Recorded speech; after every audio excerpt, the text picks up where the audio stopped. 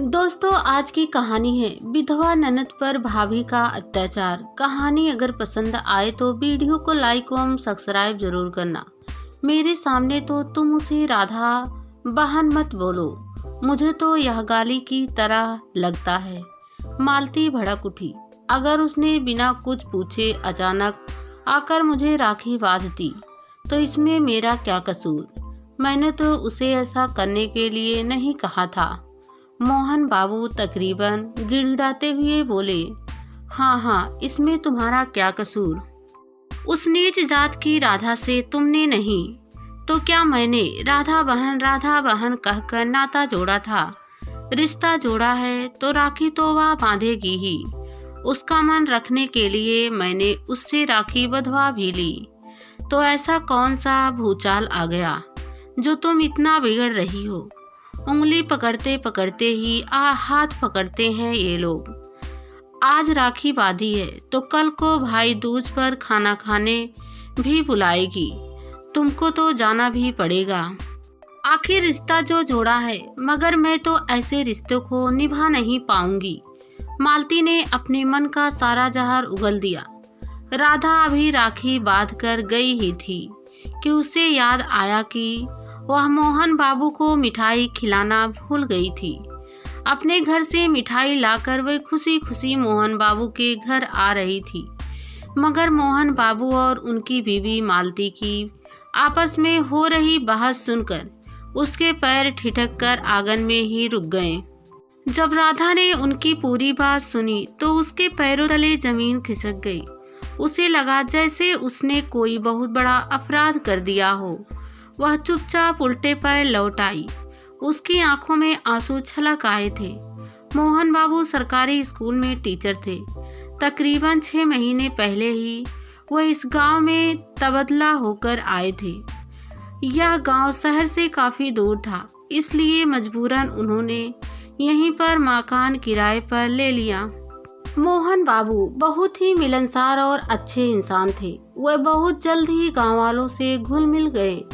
गांव का हर आदमी उनकी इज्जत करता था, क्योंकि वे छुआछूत, जात पात वगैरह दकियानूसी बातों से बुरा नहीं मानते थे। राधा थी तो विधवा, मगर मजदूरी करके वह अपने बेटे को पढ़ाना चाहती थी। मोहन बाबू के मकान से कुछ ही दूरी पर राधा एक झोपड़ी नुमा मकान में रहती थी। उसका लड़का मोहन बाबू के स्कूल में पढ़ता था। राधा थी तो विधवा, मगर मजदूरी करके वह अपने बेटे को पढ़ाना चाहती थी। उसी पर उसकी जिंदगी की सारी उम्मीदें टिकी हुई थी, इसलिए वह समय समय पर स्कूल आकर उसकी पढ़ाई लिखाई के बारे में पूछती रहती। उसके बेटे के चलते ही मोहन बाबू की उससे जान पहचान थी। मोहन बाबू भी राधा के बेटे को चाहते थे, क्योंकि वह पढ़ने लिखने में तेज था, इसलिए वे खुद उसके बेटे पर ज्यादा ध्यान देते थे। राधा जब भी स्कूल आती उनसे ही मिलती और अपने बेटे के बारे में ढेर बातें करती। मोहन बाबू राधा को राधा बहन कहकर ही बात करते थे। उनके लिए तो यह केवल संबोधन ही था, मगर राधा तो सचमुच ही उन्हें अपना भाई समझने लगी थी। तभी तो रक्षाबंधन के दिन बिना कुछ सोचे समझे उसने उन्हें राखी बांध दी थी। राधा को अपनी गलती का एहसास तब हुआ जब उसने उनकी और मालती की आपस में हो रही बातें सुनी। उसके बाद उसने मोहन बाबू के घर जाना ही बंद कर दिया। एक बार 2 से 3 दिन तक मोहन बाबू स्कूल नहीं आए तो राधा को चिंता होने लगी। मोहन बाबू ने चाहे उसे ऊपरी तौर पर बहन माना था, मगर उसके लिए तो वह रिश्ता दिल की गहराइयों तक पैठ बना चुका था। लगातार 2 से 3 दिनों तक उनका स्कूल न आना राधा के लिए चिंता की बात बन गया। दिल के आगे मजबूर होकर राधा मोहन बाबू के घर जा पहुंची। घर का दरवाजा खुला हुआ था। उसने बाहर से ही 2-4 बार आवाज लगाई, मगर जब काफी देर तक अंदर से कोई जवाब न आया तो वह किसी डर से सिहर उठी। मोहन बाबू पलंग पर चुपचाप लेटे थे। राधा ने पलंग के पास जाकर आवाज लगाई, भैया भैया। मगर उन्होंने कोई जवाब ना दिया। वह घबरा गई और उसने उन्हें झकझोर दिया, मगर उन्होंने तब भी कोई जवाब नहीं दिया। उसने मालती को ढूंढा, मगर वह वहाँ नहीं थी। अस्पताल वहाँ से तकरीबन 15 किलोमीटर दूर शहर में था, इसलिए अनान फनान उसने किसी तरह एक ट्रैक्टर वाले को और कुछ गांव वालों को तैयार किया। फिर वह उन्हें अस्पताल ले गई।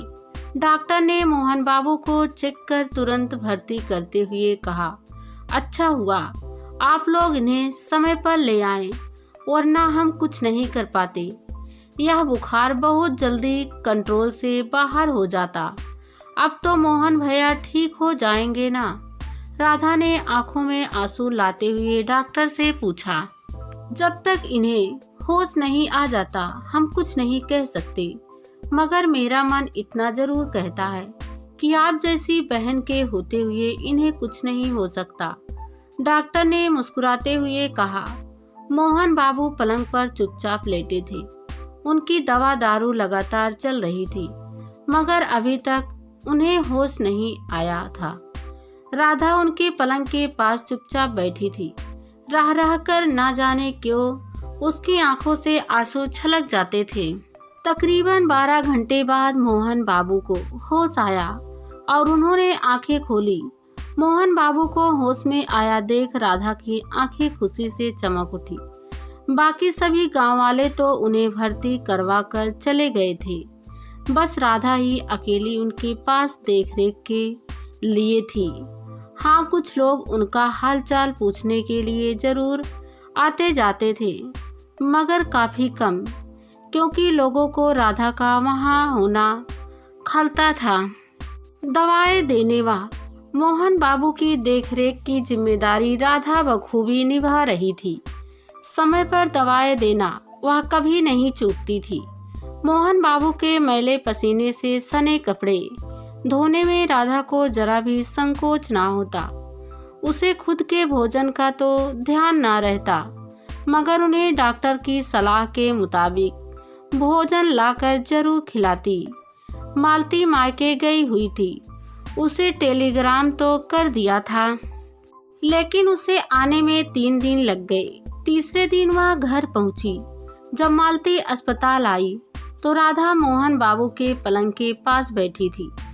मोहन बाबू खाना खा रहे थे। उसे देखते ही उनके हाथ मानो थम से गए। मालती को देखते ही राधा उठ खड़ी हुई और उसके पास आकर बोली, भाभी अब आप अपनी जिम्मेदारी निभाइए। राधा जाने के लिए पलटी, मगर फिर वह एक पल के लिए रुककर बोली, और हाँ, मैंने इन्हें अपने घर का खाना नहीं खिलाया है। होटल से लाकर खिलाना तो मेरी मजबूरी थी, हो सके तो इसके लिए मुझे माफ कर देना। मालती बस हैरान सी खड़ी होकर उसे जाते हुए देखती रह गई, मगर कुछ बोल नहीं पाई। राधा के इन शब्दों को सुनकर मालती समझ चुकी थी कि शायद राधा रक्षाबंधन पर उसके और मोहन बाबू के बीच हुई झगड़े को सुन चुकी है। कुछ ही दिनों में मोहन बाबू ठीक हो गए और उन्हें अस्पताल से छुट्टी मिल गई, मगर राधा उनके घर नहीं आई। बस वह लोगों से ही उनका हालचाल मालूम कर लिया करती थी। एक दिन अचानक मालती राधा के घर जा पहुंची। राधा कुछ चौंक सी गई। बैठने के लिए नहीं कहोगी राधा बहन?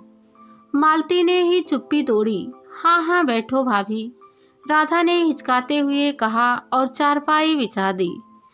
कल भैया दूज है, हमारे यहाँ तो बहनें इस दिन अपने घर भैया भाभी को भोजन के लिए बुलाती हैं।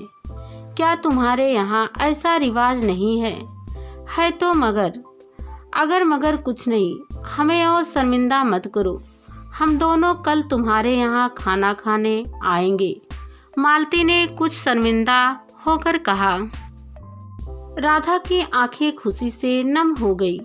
उसे आज लग रहा था कि मोहन बाबू को भाई बनाकर उसने कोई गलती नहीं की।